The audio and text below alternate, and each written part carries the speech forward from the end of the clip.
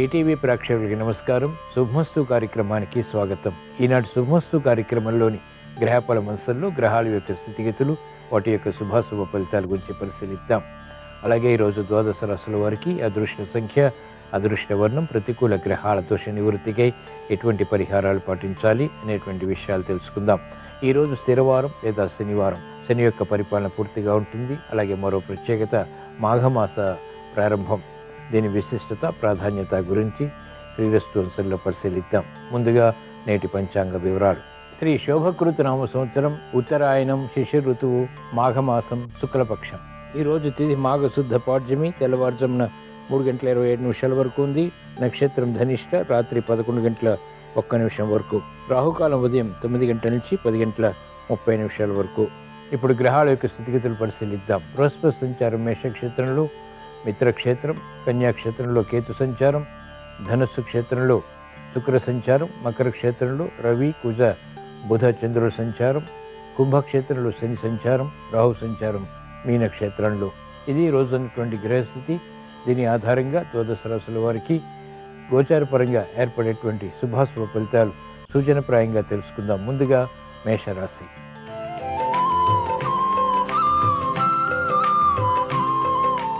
ఈరోజు మేషరాశి వారి ఫలితాన్ని పరిశీలించినట్లయితే ఆర్థిక వ్యవహారాల్లో అలజడి ఉన్నప్పటికీ నెగ్గుకు రాగలుగుతారు. పరిస్థితులు చక్కబెట్టుకునేటువంటి ప్రయత్నాలు వృత్తి, వ్యాపార, ఉద్యోగ సంబంధిత కార్యకలాపాల్లో కలిసి వస్తాయి. ఎదుగుదలకై చేసేటువంటి ప్రయత్నాలు ఫలిస్తాయి. గతంలో కన్నా మెరుగైనటువంటి వాతావరణం బలంగా కొనసాగుతుంది. ఆశించినటువంటి ప్రయోజనాలు కూడా నెరవేర్చుకునేటువంటి సంయమనం కొనసాగించగలుగుతారు. ఆరోగ్యం పర్వాలేదు. మహిళలకు ఆర్థిక పరమైనటువంటి అంశాలు కలిసి వస్తాయి. ఆరోగ్య విషయంలో చిరు సమస్యలు వచ్చినప్పటికీ నెట్టుకు రాగలుగుతారు. విద్యార్థులకి శుభ పరిణామాలు ఆహ్వానించగలుగుతారు. ప్రతికూల ప్రభావం వ్యాపార రంగం వారికి తగ్గుతుంది. గట్టి ప్రయత్నాల ద్వారా ఆశించినటువంటి ప్రయోజనాలు ఆర్థిక పరంగా బలాన్ని కలిగిస్తాయి. మెరుగైనటువంటి అవకాశాలు ఉపాధ్యాయ వృత్తి వారికి లభిస్తాయి. వైద్య వృత్తి వారికి సంక్షోభ పరిస్థితులకు, సమస్యలకు పరిష్కారాలు లభిస్తాయి. కార్యక్రమ నిర్వహణలో నైపుణ్యం న్యాయవాద వృత్తి వారు కొనసాగించగలుగుతారు. అభివృద్ధి సినీ రంగం వారికి ఏర్పడుతుంది. రాజకీయ రంగం వారికి పునఃప్రయత్నాలు లాభిస్తాయి. ఈరోజు మేషరాశి వారు ప్రతికూల ప్రభావాన్ని దూరం చేసుకుని లేదా ఎదుర్కొని అనుకూలంగా మరల్చుకుని మంచి విజయాలు సాధించడానికి శ్రీ వెంకటేశ్వర స్వామిని దర్శించడం, స్మరించడం, పూజించడం శ్రేయస్కరం. తద్వారా ప్రతికూల ప్రభావం తగ్గుతుంది. అనుకూల పరిస్థితులు వేగవంతంగా పెంపొందింపచేసుకోగలుగుతారు.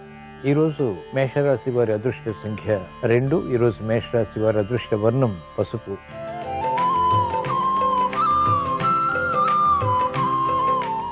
ఈరోజు వృషభ రాశి వారి ఫలితాన్ని పరిశీలించినట్లయితే మానసిక ప్రశాంతతకై చేసేటువంటి ప్రయత్నాలు కలిసి వస్తాయి. విదేశీ విద్యా ప్రయత్నాలు రాణిస్తాయి.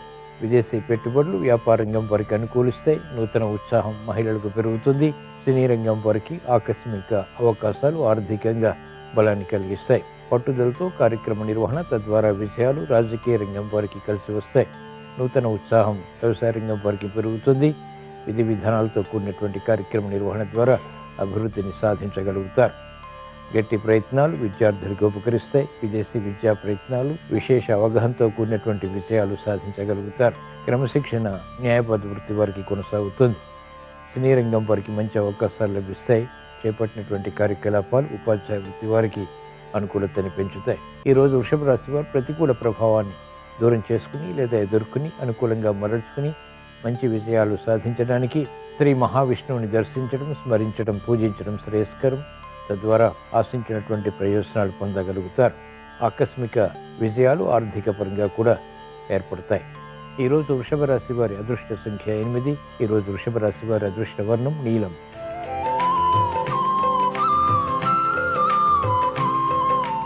ఈరోజు మిథున రాశి వారి ఫలితాన్ని పరిశీలించినట్లయితే ప్రయాణాల విషయంలో జాగ్రత్తలు పాటించాలి. ఆకస్మిక అవరోధాలు వృత్తి, వ్యాపార, ఉద్యోగ సంబంధిత కార్యకలాపాల్లో చోటు చేసుకుంటాయి. మనస్పర్ధలు ప్రబలమవుతాయి. వేచి చూస్తున్నటువంటి వార్తలు దగ్గరవుతాయి. ఆశించినటువంటి ప్రయోజనాలు మెల్లమెల్లగా పొందగలుగుతారు. వేగవంతమైనటువంటి నిర్ణయాలు తీసుకున్నప్పటికీ అంతిమ విజయాలు ఆలస్యంగా పొందగలుగుతారు. ఆర్థిక క్రమశిక్షణ వ్యాపార రంగం వారికి తప్పనిసరి. విద్యార్థులకి విద్యపై అవగాహన పెరుగుతుంది, శ్రద్ధ పెరుగుతుంది, ఏకాగ్రత పెరుగుతుంది. మహిళలకు ఉత్తమ విజయాలు వృత్తిలో లభిస్తాయి. వ్యాపార విజయాలు కూడా సాధించగలుగుతారు. ఉద్యోగ పరిస్థితి మెరుగవుతుంది. అభద్రతా భావం పోతుంది. ప్రయాణాల విషయంలో అన్ని రంగాల వారు జాగ్రత్తలు పాటించాలి. న్యాయవాద వృత్తి వారికి ఆకస్మిక విజయాలు, కోర్టు సంబంధిత కార్యకలాపాలు చేకూరుతాయి.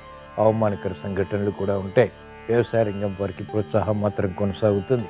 ఈరోజు మిథున రాశి వారు ప్రతికూల ప్రభావాన్ని దూరం చేసుకుని లేదా ఎదుర్కొని అనుకూలంగా మరల్చుకుని మంచి విజయాలు ఇంకా సాధించడానికి శ్రీ లక్ష్మీ నరసింహస్వామిని దర్శించడం, స్మరించడం, పూజించడం శ్రేయస్కరం. తద్వారా విపత్కర పరిస్థితులు దూరమవుతాయి. అష్టమ రవి, కుజ, చంద్రుల ద్వారా ఏర్పడేటువంటి ప్రమాదాలు నియంత్రించగలుగుతారు. ప్రశాంతత పెంపొందింప చేసుకోగలుగుతారు. ఈరోజు మిథున రాశి వారి అదృష్ట సంఖ్య 8. ఈరోజు మిథున రాశి వారి అదృష్ట వర్ణం తెలుపు.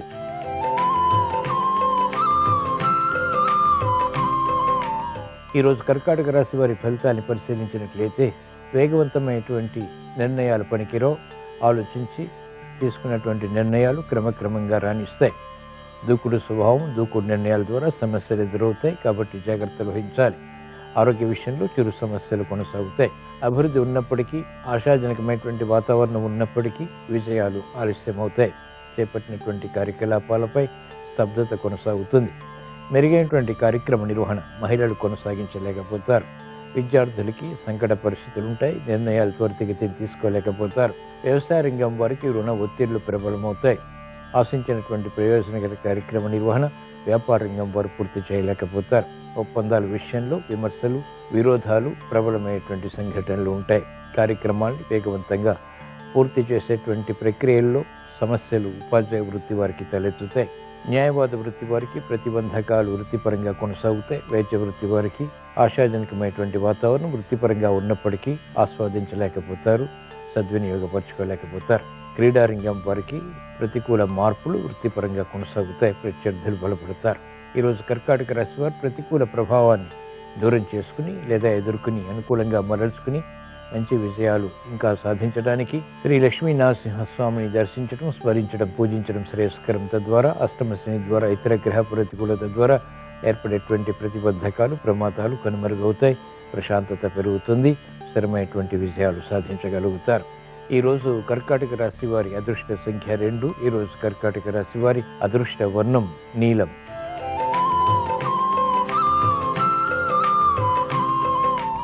ఈరోజు సింహరాశి వారి ఫలితాలను పరిశీలించినట్లయితే వ్యవహారాల్లో చాకచక్యం పెరుగుతుంది. నైపుణ్యంతో కూడినటువంటి కార్యక్రమ నిర్వహణ ద్వారా అదృష్ట సంఘటనని ఆహ్వానించగలుగుతారు.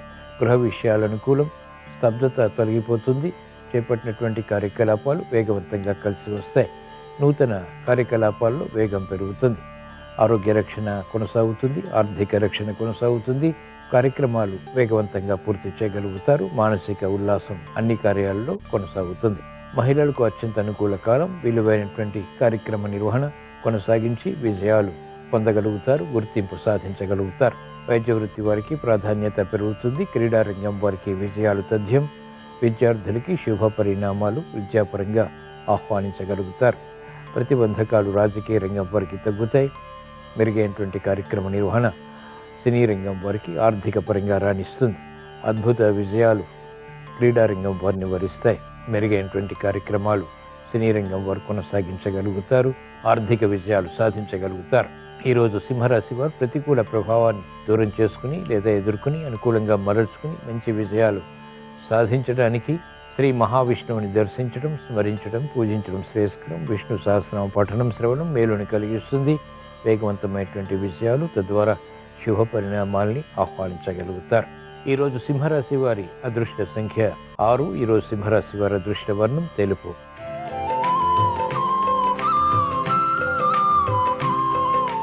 ఈరోజు కన్యారాశి వారి ఫలితాలను పరిశీలించినట్లయితే మెరుగైనటువంటి అవకాశాలు ఆర్థికంగా పొందగలుగుతారు. అనిశ్చిత పరిస్థితులు క్రమక్రమంగా దూరమవుతాయి. శత్రువులపై విజృంభించగలుగుతారు. ఆగిపోయినటువంటి కార్యక్రమాలు పునఃప్రారంభించి విజయాలు సాధించగలుగుతారు. గతంలో ఏర్పడినటువంటి సమస్యలకు ఇప్పుడు పరిష్కారాలు పొందగలుగుతారు. ఆర్థిక విషయాల్లో అలజడి ఉన్నప్పటికీ నేర్పరితనంతో ఎదిరించి సమస్యల్ని పరిష్కరించుకుని విజయాలు పొందగలుగుతారు. మహిళలకు అత్యంత అనుకూలం. ఎదురు చూస్తున్నటువంటి వార్తలు ఇంపుని కలిగిస్తాయి. గృహ విషయాల్లో నేర్పరితనం పెరుగుతుంది. ఆధిక్యత సాధించగలుగుతారు. క్రమశిక్షణతో విద్యార్థులకి గుర్తింపు లభిస్తుంది. విద్యపై అవగాహనతో కూడినటువంటి విజయాలు సంతృప్తిని కలిగిస్తాయి. విదేశీ విద్యా అవకాశాలు చేజిక్కించుకోగలుగుతారు. వ్యవసాయ రంగం వారికి రాబడి పెరుగుతుంది. మెరుగైనటువంటి అవకాశాలు న్యాయవాద వృత్తి వారికి ఆకస్మికంగా లభిస్తాయి. వైద్య వృత్తి వారికి ఎదుగుదల వృత్తిలో అభివృద్ధిని కలిగిస్తుంది. ఆనందకర సంఘటనలు పొందగలుగుతారు. రాజకీయ రంగం వారికి పునఃప్రయత్నాలు పూర్వ వైభవం ఆనందానికి దారితీస్తుంది. ఈరోజు కన్యా రాశి వారు ప్రతికూల ప్రభావాన్ని దూరం చేసుకుని లేదా ఎదుర్కొని అనుకూలంగా మరల్చుకుని ఇంకా మంచి విజయాలు సాధించడానికి ఈశ్వర ఆరాధన, ఈశ్వర స్మరణ, ఈశ్వరాభిషేకం వంటి ప్రక్రియలు ఉపకరిస్తాయి. తద్వారా గ్రహ అతి ప్రతికూలతని నియంత్రించగలుగుతారు. అష్టమ బృహస్పతి ఇతర గ్రహ ప్రతికూలతని చాకచక్యంగా ఎదుర్కొని షష్ఠశని ద్వారా ఉత్తమ ఫలితాలు పొందగలుగుతారు. ఈరోజు కన్యా రాశి వారి అదృష్ట సంఖ్య 6. ఈరోజు కన్యా రాశి వారి అదృష్ట వర్ణం ఎరుపు.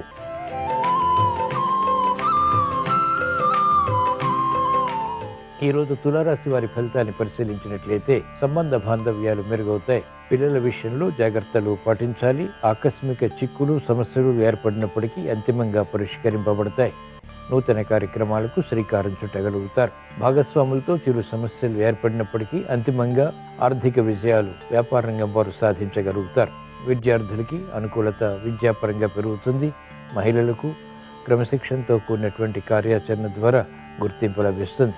సఖ్యత పెరుగుతుంది. గృహ విషయాలు అనుకూలిస్తాయి. ఆశించినటువంటి కార్యక్రమాలు క్రీడా రంగం వారికి లాభిస్తాయి. శత్రువులపై విజృంభించగలుగుతారు. మెరుగైనటువంటి అవకాశాలు రాజకీయ రంగం వారు పొందగలుగుతారు. సఖ్యతతో నిర్ణయాలు తీసుకుని తద్వారా విజయాలు పొందేటువంటి అవకాశాలు వ్యవసాయ రంగం వారికి లభిస్తాయి. ఈరోజు తులారాశి వారు ప్రతికూల ప్రభావాన్ని దూరం చేసుకుని లేదా ఎదుర్కొని అనుకూలంగా మరల్చుకుని మంచి విజయాలు ఇంకా సాధించడానికి మహాగణపతిని దర్శించడం, స్మరించడం, పూజించడం శ్రేయస్కరం. తద్వారా విఘ్నాలు దూరమవుతాయి. పిల్లల విషయంలో సమస్యలు నియంత్రించగలుగుతారు. ప్రతికూల ప్రభావాన్ని ఎదుర్కోగలుగుతారు. అనుకూలంగా మరల్చుకుని విజయాలు సాధించగలుగుతారు. ఈరోజు తులారాశి వారి అదృష్ట సంఖ్య 2. ఈరోజు తులారాశి వారి అదృష్ట వర్ణం పసుపు.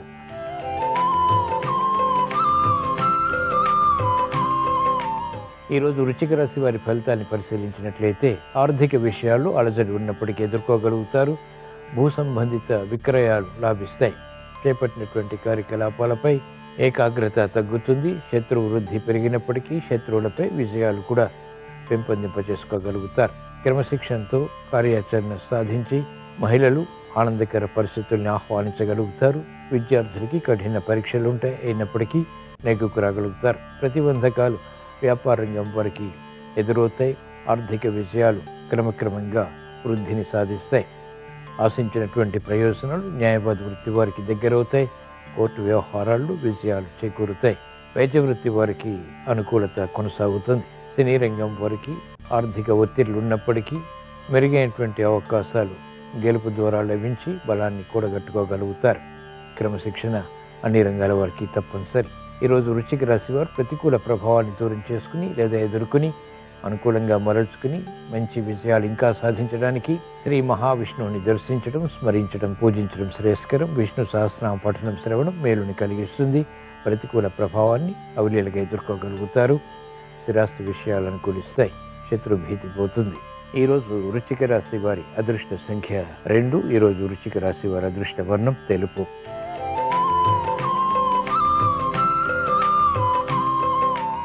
ఈరోజు ధనుస్సు రాశి వారి ఫలితాన్ని పరిశీలించినట్లయితే ఆకస్మిక విజయాలు ఆర్థికంగా కొనసాగుతాయి. మానసిక ధైర్యం కొనసాగుతుంది. ప్రత్యర్థులు బలహీనపడతారు. తెలివైనటువంటి విజయాలు సాధించగలుగుతారు. భూ సంబంధిత లావాదేవీలు కలిసి వస్తాయి. స్థిరాస్తి విషయాల్లో అనుకూలత చోటు చేసుకుంటుంది. మహిళలకు ఆరోగ్య రక్షణ చేకూరుతుంది. ధైర్య సాహసాలతో కూడినటువంటి నిర్ణయాలు మహిళలకు లాభిస్తాయి. సాహసోపేతమైనటువంటి నిర్ణయాల ద్వారా క్రీడారంగం వారికి విజయాలు సిద్ధిస్తాయి. మెరుగైనటువంటి అవకాశాలు సాఫ్ట్వేర్ రంగం వారు సద్వినియోగపరచుకోగలుగుతారు. అభివృద్ధి న్యాయవాద వృత్తి వారికి కొనసాగుతుంది. ప్రత్యర్థులు బలహీనపడతారు. ఆకస్మిక విజయాలు విస్మయాలకి ఆనందానికి దారితీస్తాయి. క్రమశిక్షణతో వైద్య వృత్తి వారికి గుర్తింపు లభిస్తుంది. ప్రాముఖ్యత పెరుగుతుంది. సాఫ్ట్వేర్ రంగం వారికి అత్యంత అనుకూలం. ఆర్థిక విజయాలు వ్యవసాయ రంగం వారికి అనుకూలతని పెంచుతాయి. ఈరోజు ధనుసు రాశి వారు ప్రతికూల ప్రభావాన్ని దూరం చేసుకుని లేదా ఎదుర్కొని అనుకూలంగా మరల్చుకుని మంచి విజయాలు ఇంకా సాధించడానికి శ్రీ లక్ష్మీ నరసింహస్వామిని దర్శించడం, స్మరించడం, పూజించడం శ్రేయస్కరం. తద్వారా వేగవంతమైనటువంటి విజయాలు ప్రాప్తిస్తాయి. ధైర్య సాహసాలు లాభిస్తాయి. సాహసోపేతమైనటువంటి నిర్ణయాల ద్వారా విజయాలు పొందగలుగుతారు. ఈరోజు ధనుసు రాశి వారి అదృష్ట సంఖ్య 1. ఈరోజు ధనుసు రాశి వారి అదృష్ట వర్ణం తెలుపు.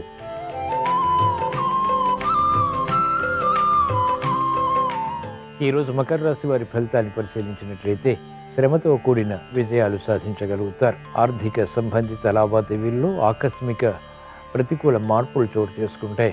విముఖత ఆర్థిక పరంగా పెరుగుతుంది. నిర్ణయాలు త్వరితగతిని తీసుకోలేకపోతారు. పట్టుదలతో కూడినటువంటి కార్య నిర్వహణ అన్ని రంగాల వారికి తప్పనిసరి.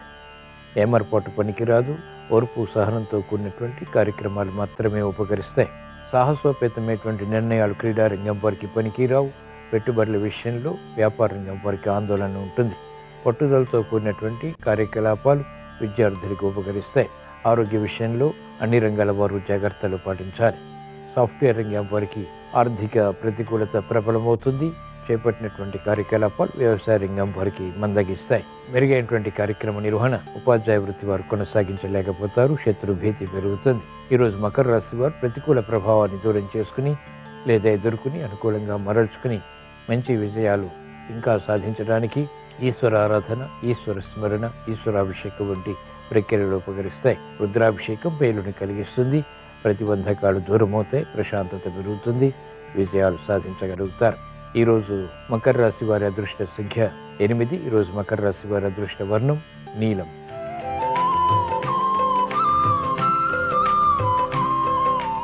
ఈరోజు కుంభరాశి వారి ఫలితాన్ని పరిశీలించినట్లయితే ఆర్థిక వ్యవహారాల్లో జాగ్రత్తలు పాటించాలి. నేర్పరితనంతో కూడినటువంటి నిర్ణయాలు తీసుకోలేకపోతారు. శత్రుభీతి పెరుగుతుంది. మిత్రులు శత్రువులు అవుతారు. కుటుంబ వ్యవహారాల్లో ఆందోళన ఉంటుంది. సభ్యుల మధ్య సఖ్యత తగ్గుతుంది. వేగవంతమైనటువంటి నిర్ణయాలు తీసుకోలేకపోతారు. ఆరోగ్య విషయంలో జాగ్రత్తలు పాటించాలి. మెరుగైనటువంటి అవకాశాలు విద్యార్థులకి తగ్గుతాయి. ఆశించినటువంటి ప్రయోజనకర కార్యక్రమ నిర్వహణ వ్యాపార రంగం వారు పూర్తి చేయలేకపోతారు. అసహన పరిస్థితులు న్యాయవాద వృత్తి వారికి కొనసాగుతాయి. వైద్య వృత్తి వారికి లోపాలు వెలుగులోకి వస్తాయి. నెమ్మదిగా కార్యాచరణతో కూడినటువంటి విజయాలు వ్యవసాయ రంగం వారికి గట్టి కృషితో మాత్రమే ప్రాప్తిస్తాయి. ఆశించినటువంటి కార్యక్రమాలు ఉపాధ్యాయ వృత్తి వారు పూర్తి చేయలేకపోతారు. శ్రమ అధికమవుతుంది. ఈరోజు కుంభరాశి వారు ప్రతికూల ప్రభావాన్ని దూరం చేసుకుని లేదా ఎదుర్కొని అనుకూలంగా మరల్చుకుని ఏలినాటి శని ద్వారా ఇతర గ్రహ ప్రతికూలత ద్వారా ఏర్పడేటువంటి అవమానకర సంఘటనలు, విఘ్నాలు, జాప్యాలు, అవరోధాలు దూరం చేసుకుని విజయాలు సాధించడానికి మహాకాళి అమ్మవారిని దర్శించడం, స్మరించడం, పూజించడం శ్రేయస్కరం. తద్వారా అతి గ్రహ ప్రతికూలతను నియంత్రించగలుగుతారు. విజయాలు సాధించగలుగుతారు. వివేకం పెరుగుతుంది. విజయాలు దగ్గరవుతాయి. ఈరోజు కుంభరాశి వారి అదృష్ట సంఖ్య 8. ఈరోజు కుంభరాశి వారి అదృష్ట వర్ణం నీలం.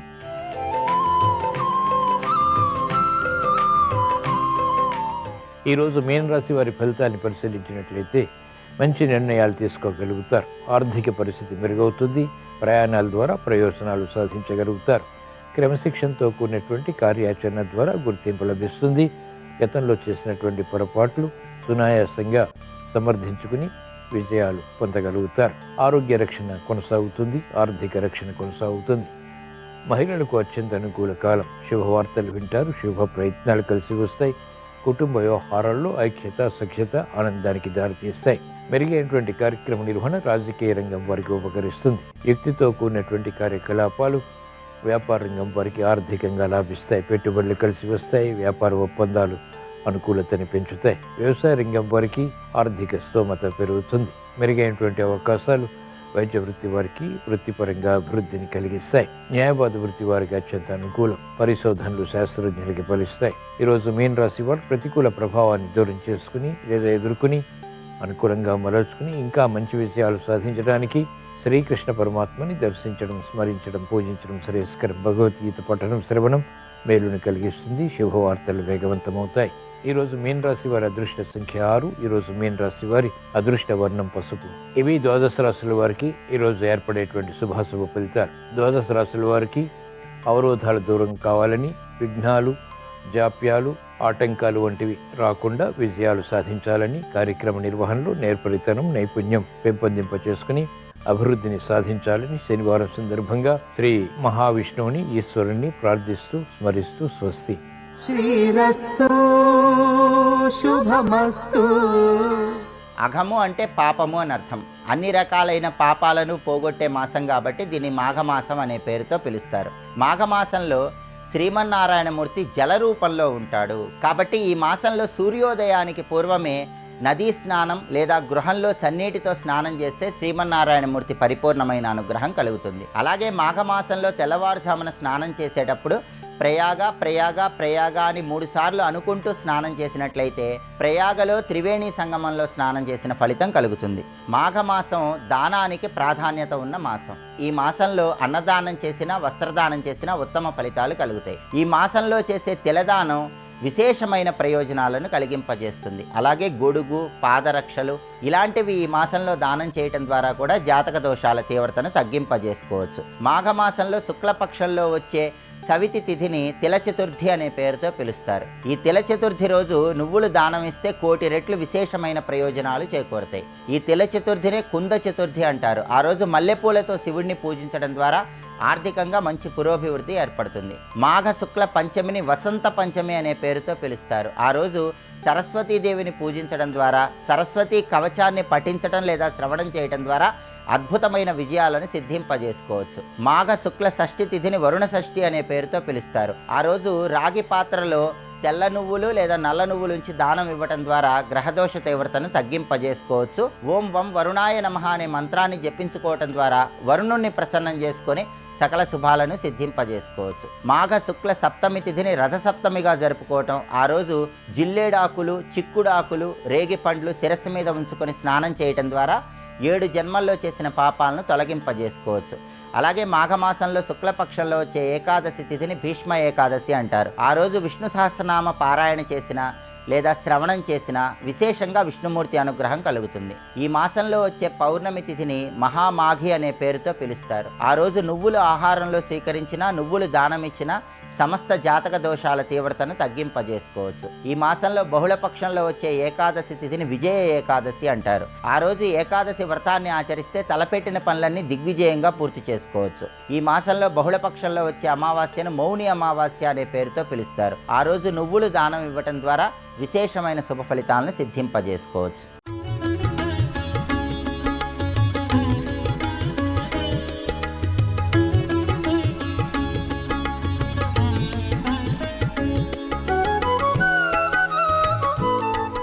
శుభమస్తు కార్యక్రమంలో అదృష్ట జాతకం అంశానికి స్వాగతం.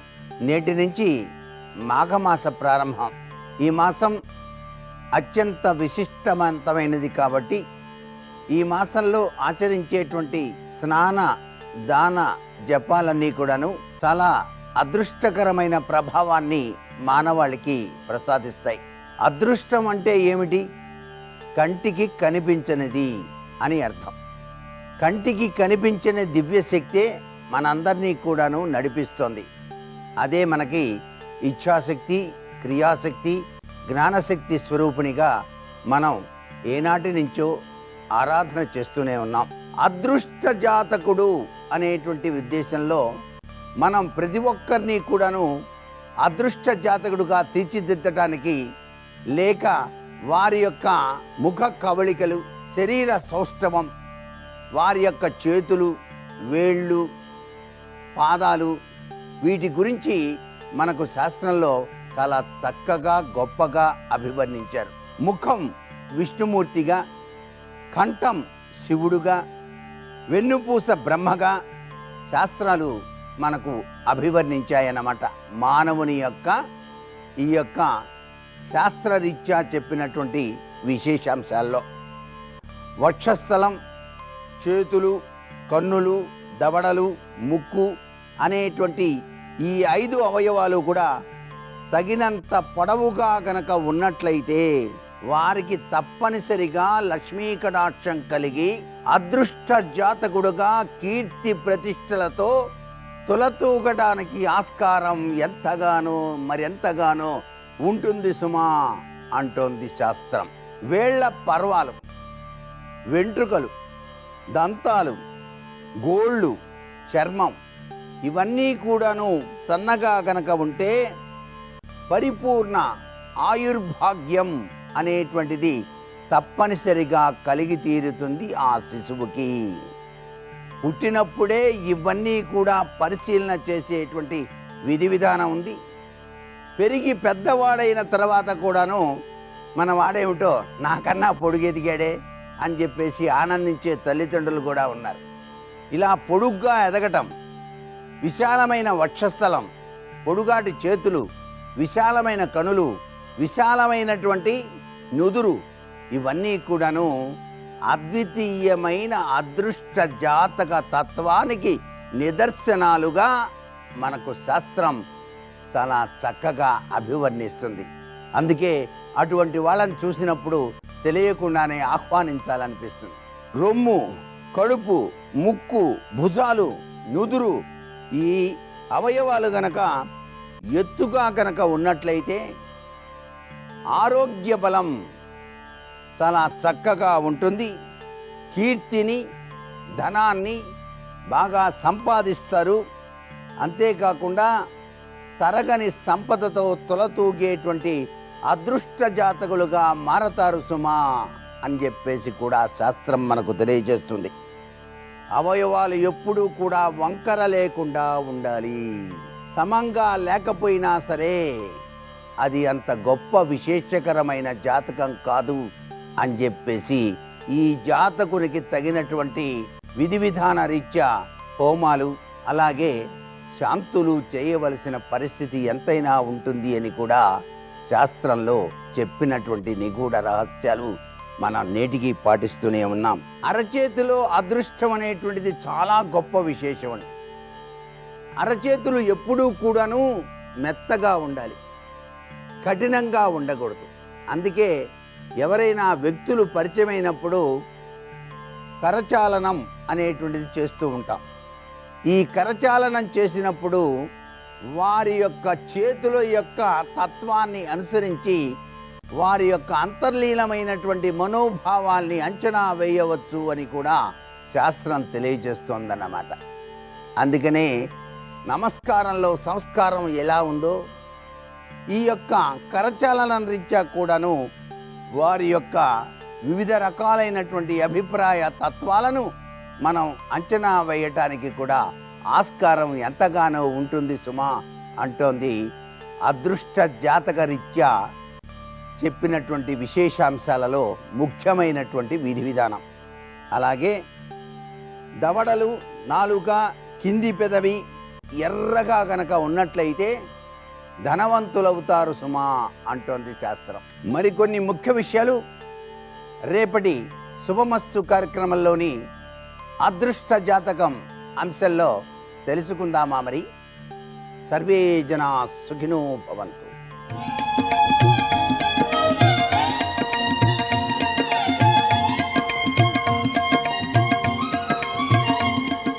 శుభోదయం. శుభమస్తు కార్యక్రమంలో శుభప్రదం అనే అంశానికి స్వాగతం. శని దోషం నివారణ కావాలి అంటే నువ్వులనే వినియోగించాలా? ఎందుకని? శని దోషం అనగానే నువ్వులే జ్ఞాపకం వస్తూ ఉంటాయి పలువురికి. సనాతన సంప్రదాయ పరిహార విజ్ఞాన శాస్త్రం ఈ అంశంలో ఎలా వివరణ ఇస్తుంది అంటే, నవగ్రహాలు 9, నవగ్రహాలకు అనుకూలంగా వివిధ ధాన్యాలు ఉన్నాయి.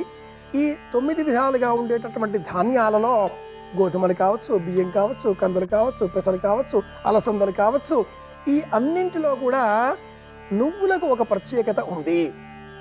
9 ధాన్యాలలో నువ్వులలో నుంచి మాత్రమే మనం తైలాన్ని సేకరించగలుగుతాం. గోధుమల నూనె రాదు, బియ్యం నూనె రాదు, కందుల నూనె రాదు, పెసల నూనె రాదు, మినుముల నూనె రాదు. ఇలా ఏ ధాన్యంతో కూడా నూనె అంటూ రాదు. కానీ నువ్వులలో నుంచి మాత్రమే తైలాన్ని మనం స్వీకరిస్తాం. నవగ్రహాలలో శనిగ్రహానికి చాలా ప్రత్యేకత ఉంది. దీర్ఘంగా అతి దూరంగా భూమండలానికి ఉన్నటువంటి ఈ శనైశ్వరుడు శనిగ్రహం అత్యంత వేగంగా తిరుగుతూ ఉండేటటువంటి 42కు పైగా ఉండేటటువంటి ఉపగ్రహాలతో తన చుట్టూ కూడా మరి ఒక గ్రహాల వలయం ఉన్నదా ఏమి, తాను కూడా సూర్యునితో సమానంగా ఉన్నాడా ఏమి అనే భ్రమను మనకు కలిగిస్తూ తన ప్రభావాన్ని మట్టుకు మన మీద అతి నెమ్మదిగా, అతి దీర్ఘంగా, ఉజ్జాయింపుగా 30 నెలల కాలం పాటు ఒక్కొక్క రాశిలో ఉండి తన ప్రభావాన్ని మన మీద చూపిస్తూ ఉంటాడు. 30 నెలల కాలం అంటే 2.5 సంవత్సరాల కాలం. ఒక్కొక్క రాశిలో ఈ శనిగ్రహం 2.5 సంవత్సరాల కాలం ప్రయాణించేటటువంటి సందర్భంలో ప్రత్యక్ష దృష్టి 4వ ఇల్లు, పరోక్ష దృష్టి 8వ ఇల్లు, ఇలా వివిధ స్థానాలలో ఆ శనిగ్రహానికి సంబంధించిన దృక్కులు ఉండడం చేత పాద దృష్టి, త్రిపాద దృష్టి, అర్ధదృష్టి, కోణ దృష్టి అన్న పేరిట జ్యోతిష శాస్త్రం 4వ స్థానం, 8వ స్థానం, 12వ స్థానం ఈ స్థానాలలో శనికారకంగా వచ్చేటటువంటి దోషాలు విపరీతం అని కూడా బోధిస్తుంది.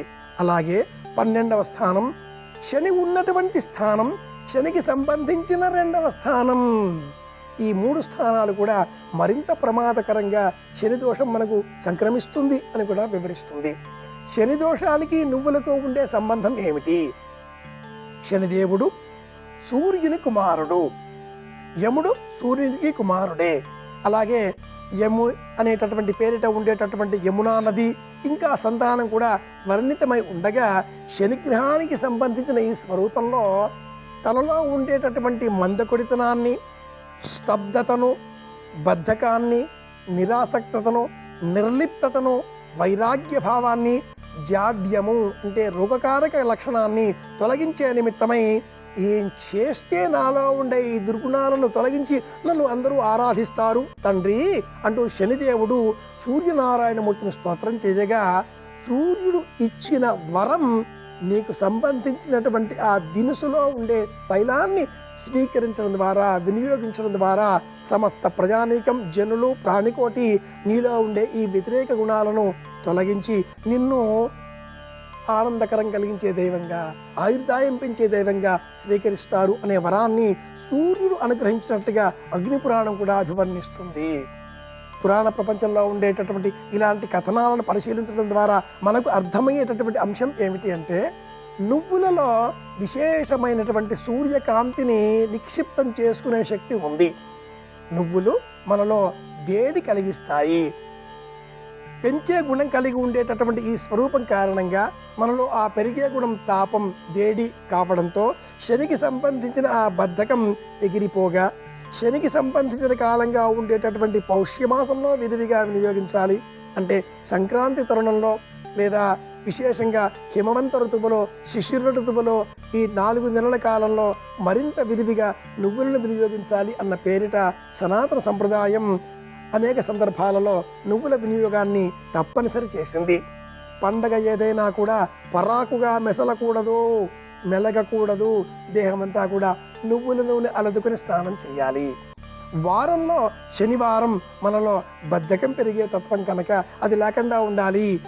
ఉద్దీప్యస్వజాత వేదో పఘ్నన్నిరడు తిమ్మమ వేద ప్రమాణాన్ని అనుసరించి జ్వాజ్వల్యమానంగా దీపం వెలగాలి అంటే నువ్వుల నూనె కావాలి. కనుక నువ్వుల నూనెతో శనివారం నాడు దీపారాధన చేసినట్లయితే మనలో బద్ధకం మటుమాయమవుతుంది. దేహంలో కాంతి పెరగాలి, ఓజస్సు పెరగాలి, పటుత్వం పెరగాలి. అనేక కారణాల చేత ఈనాటి కాలంలో అనేకులు ఆయిల్ పుల్లింగ్ అన్న పేరిట నోటిలో కాసింత నూనె పోసుకొని పుక్కిలించి తదుపరి బొక్కల పాత్ర మధ్యన విడిచిపెడుతూ ఉంటాను. ఆ ఆయిల్ పుల్లింగులో చెప్పబడ్డ తైలం నువ్వుల నూనె. నువ్వులు ఇలా మనం పుక్కిలించడం ద్వారా మనలో ఉండేటటువంటి స్తబ్దత, బద్ధకము, అనారోగ్యము, అలాగే శరీరంలో ఉండేటటువంటి కణాల విభజన అనేటటువంటి ప్రక్రియ వేగవంతమవుతుంది. కనుక ఇలా కూడా నువ్వుల నూనెను వినియోగించాలి అంటారు ఆధునికులు. ప్రాచీన పరంగా, ఆధ్యాత్మికంగా, ఆయుర్వేద పరంగా, అత్యాధునికంగా ఇలా 4 కోణాలలో కూడా మనం పరిశీలించినప్పుడు శనిగ్రహ సంబంధంగా వచ్చే సమస్త దుర్గుణాలను కూడా తొలగించేటటువంటి శక్తి నువ్వులకు, నువ్వులలో నుంచి లభించేటటువంటి నువ్వుల నూనె తైలానికి ఉంది. కనుకనే నువ్వులు అనే పేరిట ఉండే ఈ వస్తువును మనం శనిగ్రహ దోష నివారణగా వినియోగిస్తూ ఉంటాం. తిలా కృష్ణా, స్థిలా శ్వేత, స్థిలా సౌమ్యావశానుగా. ఆహార పదార్థాలలో సంక్రాంతి లేదా హేమంత ఋతువు, శిశిర ఋతువు లేదా పౌష్యమాసం ఇలా ఈ మాసాదులలో నువ్వులు, బెల్లం కలిపి స్వీకరించే మనమంతా కూడా పైతృక కర్మలలో శ్రాద్ధ కర్మలలో నువ్వుని వినియోగించి తర్పణం చేస్తూ ఉంటాం. ఇలా శనిగ్రహానికి సంబంధించిన నువ్వుల నూనె అనే ప్రక్రియలలో శుభ అశుభ సందర్భాలలో కూడా మనం నువ్వుల నూనె వినియోగించాలి అంటుంది శాస్త్రం. గతించిన పితరులకు సంబంధించి మనం విడిచిపెట్టేటటువంటి ఆ నీళ్లలో కూడా పితృక్షేత్రంగా ఉండేటటువంటి బొటనవేలు, గురువుకు సంబంధించిన చూపుడు వేలు, ఈ రెండింటి మధ్యన ఉండేటటువంటి కూజా సంబంధ క్షేత్రంలో నువ్వులు ఉంచి నీటిని వినియోగించడం ద్వారా పితృ రుణమంతా కూడా తీర్చుకోవచ్చును అని కూడా శాస్త్ర ప్రమాణం. పితృదేవతాకంగా అనగానే యమధర్మరాజు ఎవరికైనా జ్ఞాపకం వస్తాడు. మానవుల ఆయుర్దాయాన్ని, ఆనందాన్ని, జీవన ప్రమాణాన్ని పెంచేటటువంటి దైవంగా, ధర్మమూర్తిగా ఉండేటటువంటి ఆ ధర్మరాజు స్వరూపాన్ని మనం జ్ఞాపకం తెచ్చుకున్న ఎడల నువ్వుల వినియోగం ద్వారా శనిని అలాగే యముడిని సైతం ఆనందపరచవచ్చును కదా అనే ఆలోచన కూడా మనలో మెదులుతుంది. ఇలా అనేక సందర్భాలలో కూడా మనం నువ్వులను వినియోగిస్తూ ఉంటాం. వేద ప్రమాణంలో తిలా కృష్ణాస్తిలా శ్వేతాస్తిలా సౌమ్య వశానుగా తిలా పునంతు మే పాపం యత్కించిద్దిరుతమ్మయి. పాపము అంటే బద్ధకము అని అర్థం, నిరాసక్తత అని అర్థం. ఏ పని పట్ల కూడా మనలో ఆసక్తి లేకుండా జీవించడం అని అర్థం. అలా లేకుండా ఉండాలి, జీవితాన్ని ఉద్వేగభరితం చేసుకోవాలి, నవనవోన్మేషంగా మార్చుకోవాలి, ప్రతి నిమిషం కూడా ఆరోగ్యదాయకంగా, ఆనందదాయకంగా, ఐశ్వర్యదాయకంగా మార్చుకోవాలి అంటే నిత్య జీవితంలో శనిగ్రహ దోషం మన వద్దకు కూడా రాకుండా ఉండాలి అంటే నువ్వులను వినియోగించడం అలవాటు చేసుకోవాలి. తెలుసుకున్నాం కనుక పాటిద్దాం, ప్రయోజనం సాధిద్దాం. మరిన్ని తెలుసుకోవడం కోసం మళ్ళీ రేపు కలుసుకుందాం. శుభమస్తు. శ్రీరామ జయం.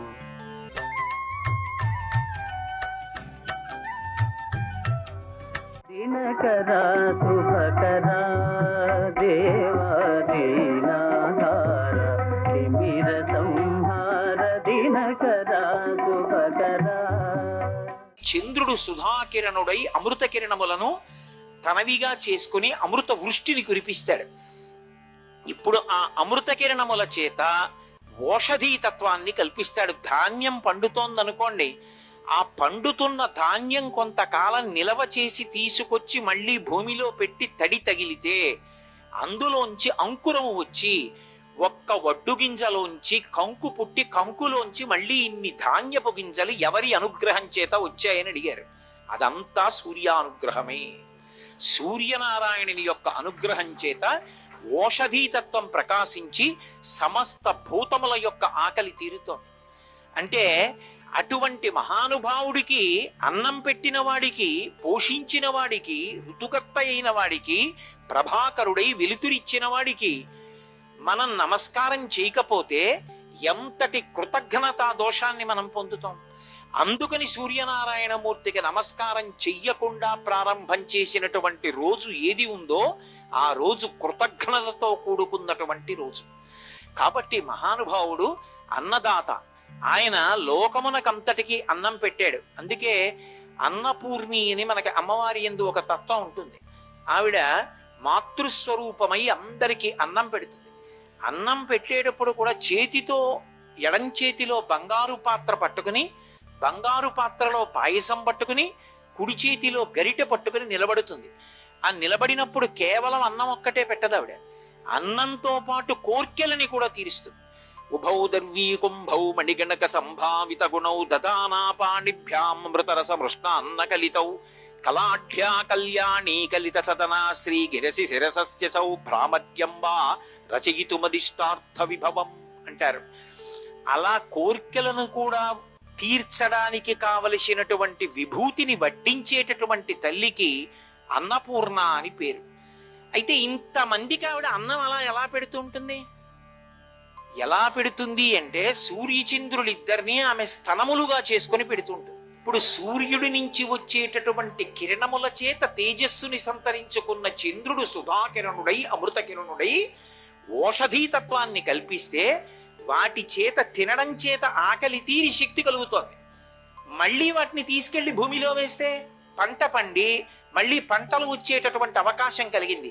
ఇది ఎవరు చేశారంటే ఆకలి కేకలు విని అయ్యో వీళ్ళందరూ సంతోషంగా ఉండాలని అనుగ్రహించినటువంటి సూర్యుడి వలన కలిగింది. ఈ ప్రస్తావన ఎందుకు రావలసి వచ్చిందంటే మహాభారతంలో ధర్మరాజు గారికి ఒక పెద్ద సంక్లిష్టమైనటువంటి సమస్య ఏర్పడింది. ఏమిటా సమస్య అంటే ఆయన అరణ్యవాసానికి బయలుదేరాడు. ఆయన అరణ్యవాసానికి బయలుదేరి అరణ్యానికి వెడుతుంటే ఆయన వెనక కొన్ని వేల మంది బ్రాహ్మణులు వచ్చారు. ఆయన అన్నాడు, అయ్యా నేను విడుతున్నదే అరణ్యవాసానికి, అన్నీ విడిచిపెట్టేశాను, రాజ్యమా నా దగ్గర లేదు, బ్రాహ్మణుడికి అన్నం పెట్టకుండా నేను పాపం మూట కట్టుకోలేను, మీరు ఇన్ని వేల మంది బ్రాహ్మణులు నన్ను అనుగమించి వస్తే నేను ఎక్కడి నుంచి అన్నం పెట్టను అన్నారు. అంటే వాళ్ళు అన్నారు, దుర్యోధనుడు పరిపాలన చేస్తున్నటువంటి రాజ్యంలో మేము ఉండం, పరమధర్మాత్ముడమైనటువంటి నువ్వు అరణ్యాలకు వెళ్ళిపోతే నీతోనే మేము వచ్చేస్తాం. కాబట్టి మాకున్నదేమిటి వేదం, మాకున్నదేమిటి మంత్రం, మాకున్నదేమిటి స్వరం, దానితో మేము భగవంతుడి యొక్క అనుగ్రహాన్ని సాధిస్తాం. అది ఎవరి కోసం సాధించాలి? ధర్మాత్ములైన వాళ్ళని రక్షించడానికి సాధించాలి. బ్రాహ్మణుడు జ్ఞాపకం పెట్టుకోవలసిన విషయాన్ని చెప్పారు భారతంలో. తనకున్నటువంటి మంత్రశక్తి చేత, ఉపాసన శక్తి చేత ఎవరిని కాపాడుతుండాలంటే ధర్మాత్ములను కాపాడుతుండాలి ఇప్పుడు. కాబట్టి ధర్మరాజా నిన్ను కాపాడాలి, అందుకని నీతో మేము వస్తాం, నిన్ను విడిచి మేము ఉండం, వచ్చేస్తున్నాం. ఏమంటాడు ఆయన? రావద్దని ఏమంటాడు బ్రాహ్మణుల్ని? తను క్షత్రియుడు, క్షాత్రధర్మం. వెళ్ళారు అరణ్యంలోకి. ఇన్ని వేల మంది బ్రాహ్మణుల్ని చూసి దిగులు పెట్టుకున్నాడు. వాళ్ళకి దిగులు లేదు. ఎందుకు దిగులు లేదు వాళ్ళకి అంటే, ఎవరు బ్రాహ్మణుడు అంటే నిత్యతృప్తి కలిగినటువంటి వాడు. వాడికి ఇది లేదని కాదు అసంతృప్తి, నాకు ఏది లేదని తృప్తి. అది విచిత్రం. నీకెందుకు అసంతృప్తి లేదు అంటే, నాకు ఇది లేదంటే అసంతృప్తి. నాకు అసలు ఈశ్వరుడు ఏమి ఇవ్వలేదన్న వాడికి మీరు ఎలా అసంతృప్తి కల్పిస్తారు? వాడిని మీరు ఎలా ప్రసన్నుని చేస్తారు? లోకుల్నంగని మెచ్చని అలుగని లోలోన నిందించని చీకాకున్బడని మహాత్ముడనని జేలొగ్గని మూకీభావమునం తిట్టని త్రోయని నీ కారుణ్యము కలిగి ఉండినను అంతే చాలునో శంకర. అటువంటి పరమభక్తి తత్పరుడైనటువంటి వాడెవడున్నాడో అటువంటి వాడి పట్ల పరమేశ్వరుడు చాలా ప్రసన్నుడై వాడి వెంట తిరుగుతూ ఉంటాడు. వాడు తాపత్రయం అంతా ఏమిటి అంటే ధర్మాన్ని పట్టుకున్న వాడిని రక్షించాలి. కాబట్టి ఆయన నిత్యతృప్తుడు. ఆయనకి ఇవాళ ఏమీ దొరకలేదనుకోండి, పోన్లే, ఈశ్వరానుగ్రహం ఉపవాస ఫలితం లభించింది, భగవత్ స్మరణలో గడిపేద్దాం అంటాడు. మహాస్వామి వారికి 104 జ్వరం వచ్చింది. బయటికి వచ్చి కూర్చున్నారు సూర్యుడిని చూస్తూ. అదేమిటండి 104 జ్వరం వస్తే సూర్యుడిని చూస్తూ కూర్చున్నారు? అలా కూర్చోకూడదు, ఎండలో ఉన్నారు. నా జన్మలో పంచాగ్నిహోత్ర తపస్సు చేయలే, 4 అగ్నిహోత్రాలు పెట్టుకుని సూర్యుడిని చూస్తూ తపస్సు చేయలే. చుట్టూ 4 అగ్నిహోత్రాలు పెట్టుకుంటే ఎంత వేడో ఒంట్లో అంత వేడి ఉంది. ఇప్పుడు 104 జ్వరం. సూర్యుడిని చూస్తూ కాసేపు జపం చేస్తే పంచాగ్నిహోత్ర తపస్సు చేసిన ఫలితం అన్నా వస్తుంది, జ్వరాన్ని ఉపయోగించుకోవద్దు అన్నారు. ఇంకేం చేస్తారు మీరు? ఆయన్ని ఏం చేసినా తృప్తులే. వాళ్ళకి ఏం వచ్చినా ఈశ్వరుడితోటి అనుసంధానం. యోగరతో వా భోగరతో వా సంగరతో వా సంగవిహీన యస్యద్ బ్రహ్మడి రమతే చిత్తం నందతి నందతి నందచ్చేవ. కాబట్టి ఇప్పుడు బ్రాహ్మణుడికి అల్లరి లేదు, నాకేం దొరుకుతుందని ఆయనకేం బెంగలేదు. ఆయన ఉపవాసం ఉండిపోకుండా చూడవలసినటువంటి వాడు క్షాత్రధర్మం ఉన్న ధర్మరాజు. కాబట్టి ఇప్పుడు ఆయన బెంగ పెట్టుకున్నాడు, ఇంతమందికి అన్నం ఎక్కడ తేను? రాచరికమా లేదు, ఐశ్వర్యమా లేదు, ఎక్కడ పెట్టాను అని. అందుకు పురోహితుడు పక్కన ఉంటాడు. పురోహితుణ్ణి వెంట తీసుకెళ్లడం ఎంత ముఖ్యమో మహాభారతం జరిగితే ధౌమ్యుడి చేత తెలుస్తుంది. వెంటనే అక్కడ ఉన్నటువంటి మహర్షులను అడిగాడు, ధౌమ్యుడిని అడిగాడు. పురోహితుడు కనుక ధౌమ్యుడు లేచి అన్నాడు, ఈ ప్రశ్న నీది కాదు ధర్మరాజా. ఒకానొకప్పుడు ఈ లోకంలో ఉన్నటువంటి ప్రాణులన్నీ కూడా ఆకలి పొందాయి. సృష్టి జరిగినప్పుడు ఆకలికి అప్పటికి అన్నం పెడితే సరిపోదు, ప్రతి పూట ఆకలి పుడుతూ ఉంటుంది. అన్న సమృద్ధి ఎలా కలుగుతుంది? ఆ అన్న సమృద్ధిని ఎవరు ఏర్పాటు చేస్తారంటే సూర్యనారాయణమూర్తిగా అనుగ్రహించాడు ఈ లోకాన్ని.